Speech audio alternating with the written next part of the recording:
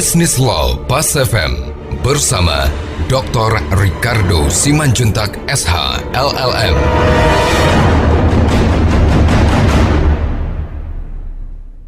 Mitra bisnis, jaminan kebendaan itu memberikan hak terbaik ya pada bank, hak eksklusif. Yang kalau kita lihat pada ketentuan pasal 1133 Perdata dan juga pada hipotek ya, dan juga pada hak tanggungan pada jaminan fidusia, dia memang dibayar lebih dahulu dari semua kreditur lain, dari nilai ya. Hipotek itu tegas, dia dibayar lebih dahulu gitu, dari nilai. Terhadap benda non kapal itu posisinya. Jadi bank hanya memberikan analisa atau perhitungan terhadap adanya kemungkinan hak dia akan didahului, ya kan, akan diambil oleh pemegang hak dahulu lainnya seperti pajak misalnya, walaupun ini masih dalam perdebatan gitu ya, atau buruh, atau misalnya biaya lelang, atau misalnya hak retain itu. Tapi kalau kapal ini banyak hak-hak mendahului lainnya. Ya, jadi kalau misalnya kita kategorikan dia mempunyai hak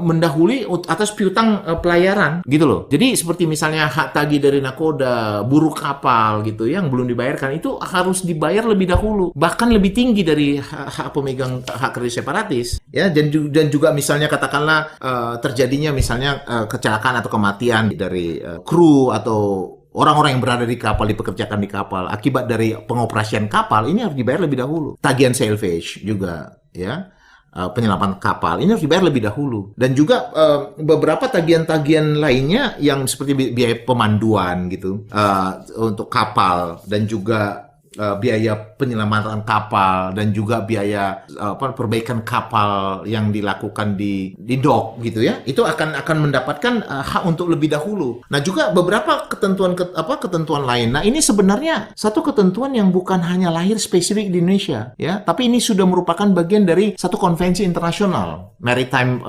Lien and Mortgage ya. Jadi ada beberapa ketentuan-ketentuan yang secara internasional, karena Indonesia merupakan bagian dari konvensi itu menjadi harus didahulukan dari hak mendahului yang dimiliki oleh kredit separatis. Ini memang satu catatan penting bagi perbankan ketika dia harus menerima kapal sebagai bagian dari penjaminan. Kenapa? Karena memang analisa terhadap kapal ya itu harus lebih clear ya, mengingat memang ada beberapa tagihan-tagihan yang bisa saja memang dalam masa kredit itu belum muncul, tapi akan muncul kemudian gitu. Itu adalah merupakan satu ketentuan yang memang secara internasional. Mitra bisnis, demikian pembahasan kita pada hari ini. Saya Ricardo Simanjuntak untuk Business Law Pas FM.